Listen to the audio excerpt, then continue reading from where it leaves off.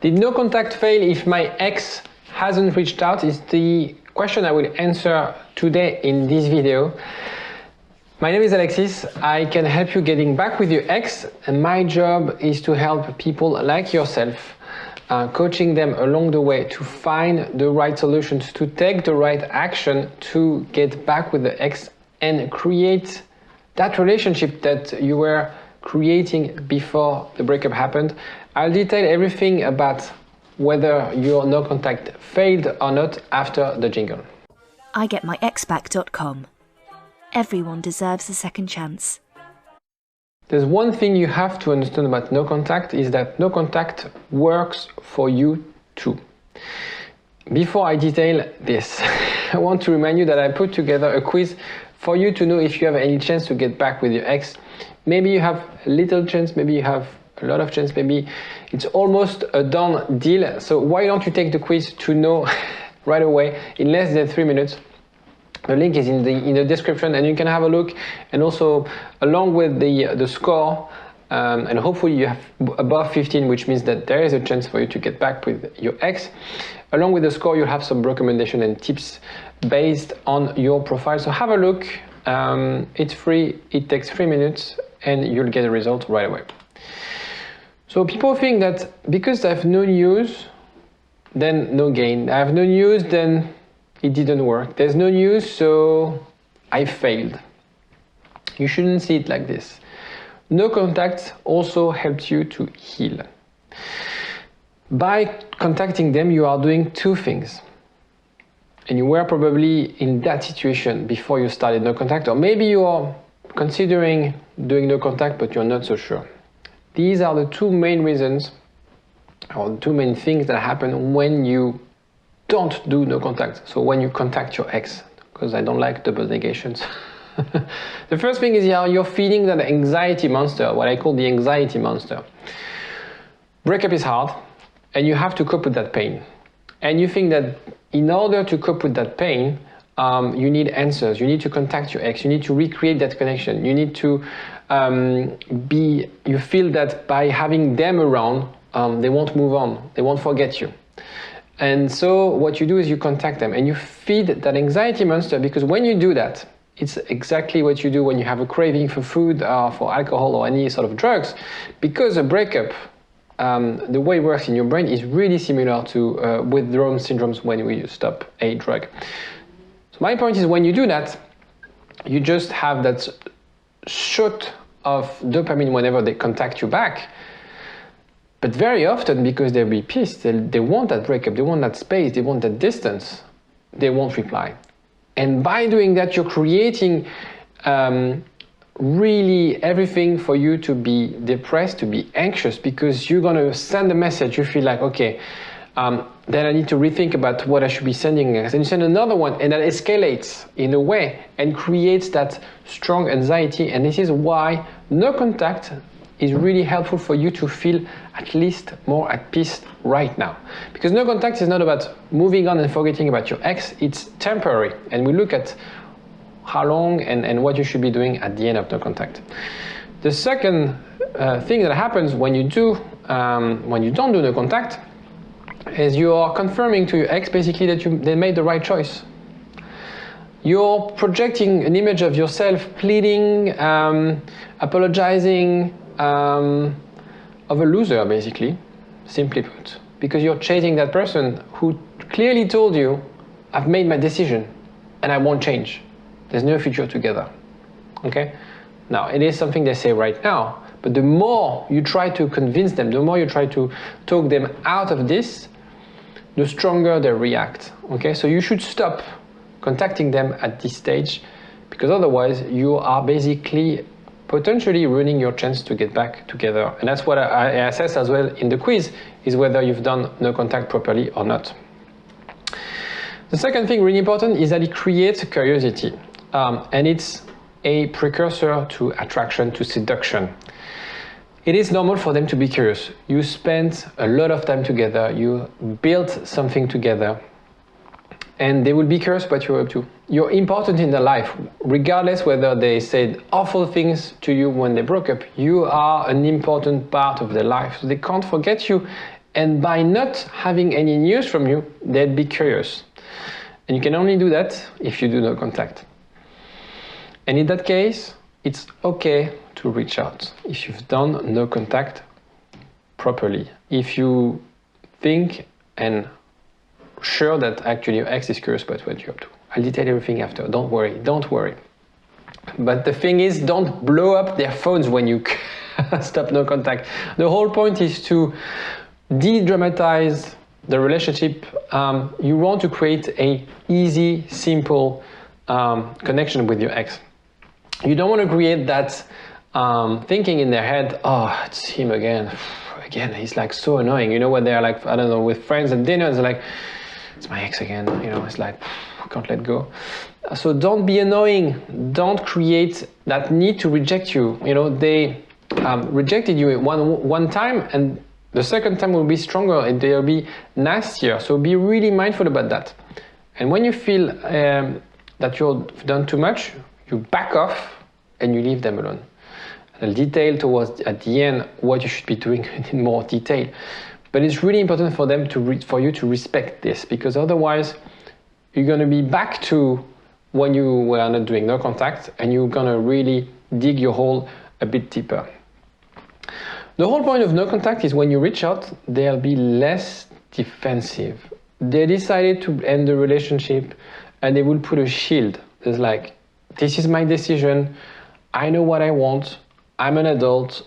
I've assessed whether you're the right person for me, and I feel that's not the case.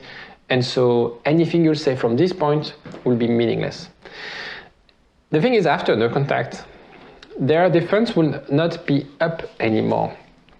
You've given them their space, and it will show your strength and shows them that, yeah, you can take no for an answer. You've took the decision with maturity. You're respecting their wish in a way. And you don't force them to change their mind, because you can't change their mind by just talking them out. It's a massive misconception about relationship when you feel like, yeah, I'm just going to find the best arguments out there to talk them out of that breakup. It doesn't work like this, and I'm pretty sure that you've tried. It doesn't work like this because people are very defensive after a breakup. That's why we do no contact, because people will be like released from the pressure of the breakup, their defense will be down, and you'll be able to approach that conversation, those contacts, in a more solution-oriented way. But you don't talk about the relationship, you don't talk about the breakup when you start getting in touch with your ex. The thing is, I know by experience, people want to break no contact way sooner than they should. Because we have still that craving, that anxiety, that need, or that belief that if we don't contact our ex, they will forget us. If we don't send them a message, they'll meet someone and forget about us. It doesn't work like this. It needs to come as a surprise. Think of it as like when they hear from you, they're like, oh yeah, now I've like, you know, if, let's say, after the breakup, you send a message like, that's him again. A month after the breakup, like, oh yeah, I haven't heard from him for quite a while. I'm curious, I wanted to know what's up to. It's nice to hear from you. You know, that person was very important for me. So, okay, I'm going to pick the phone and answer.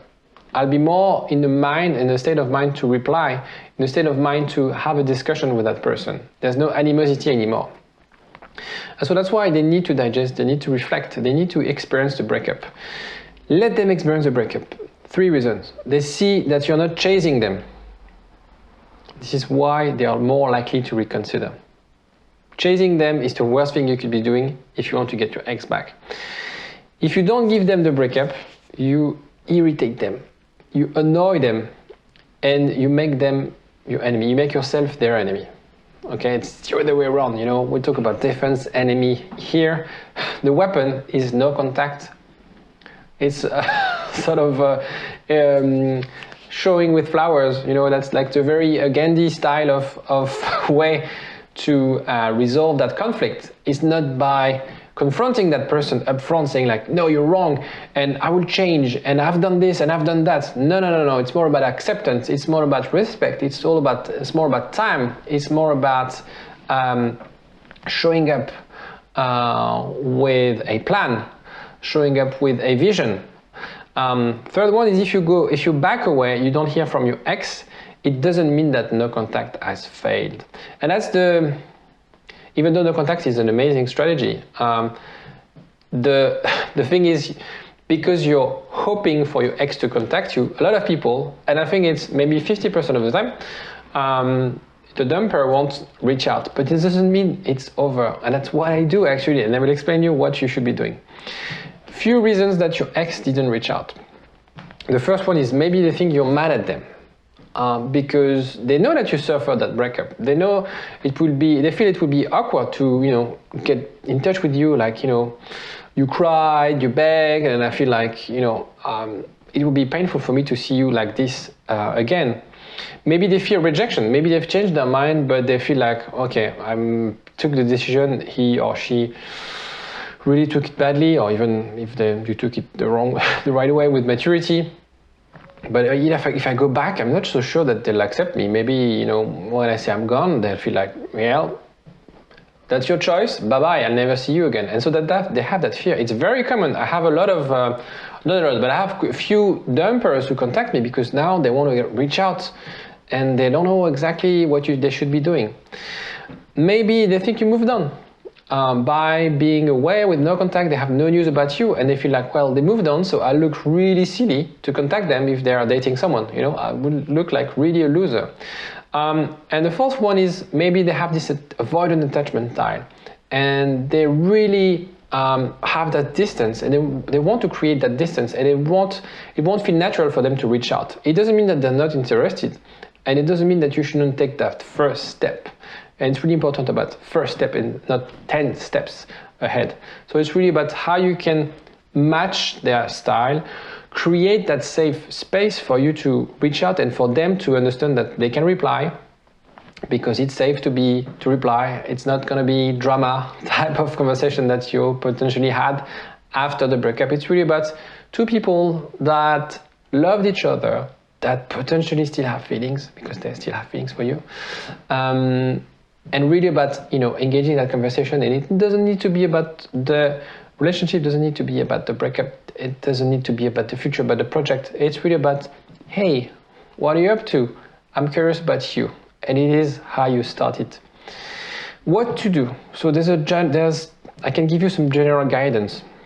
Start small conversation, don't send letters or, long emails, The point is to get to see that person, to organize that date, because when your ex sees you face to face, that's one of the most important milestones. So keep in mind that the text is not texting your ex is not so much about texting and conversation. It's really about how you create that process in order for you to meet your ex.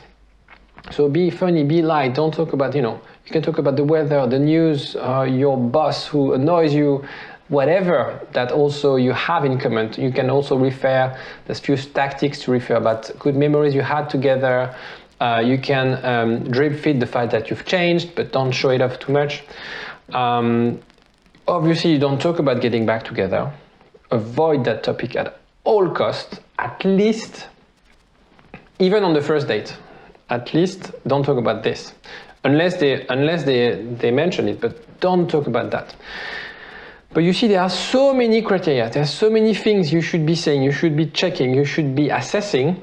I can't really, honestly, it'd be bullshit for me to give you a principle on how to do it. And that's why I think that's why I coach people, because sometimes after no contact, they're in touch with the ex, but they see that it's leading nowhere. A lot of people, and I've been in that case where you don't know exactly what to send, and you're not so sure. And you just need someone to tell you like, okay, it's fine to send this. Don't trust me, it'll be fine. And usually it's fine, and it's always fine. Because the thing is, what I do is I also use the experience that I have with other clients to know what works, what lands. I can really assess your your profile, your ex, what they want, what they need, how long. So there's so many criteria. How long was the breakup? How long the relationship? How long the no contact? Do you have any kids or not? How can you approach that? You know, there's so many ways of how you can craft those. It's a plan of communication basically. So the general guidance are these. If you want to have more tailored approach, don't hesitate to give me a call. There's a link in the description where you can give me a call, and I'll be more than happy to help you out, you know, maybe get started and potentially get some coaching to help you along the way. The idea is really a process. On average, it takes, because I work with people who've been together for months and years, it takes about 3 months of breaking no contact and then getting into that seduction mode in a way. And approaching that, you know, it's like a battle. You know, you have a strategy, you need some support, you need to know where you're going, you need the weapon, and you get there by breaking the contact the right way, telling the right things, getting back with that first date, being prepared for that first date, okay, and then follow up and have another date, and then follow up on that other date, and maybe another date, and then your ex will have his or her defense completely down. They will realize that actually you're not that bad. They realize actually getting back together would be the best option, and be back together. That's what I do. So don't hesitate to give me a call. And also don't forget to like the video if you like this video. It does help me a lot, and you can subscribe if you want to watch other videos like this. Take care of yourself. Bye-bye. igetmyexback.com. Everyone deserves a second chance.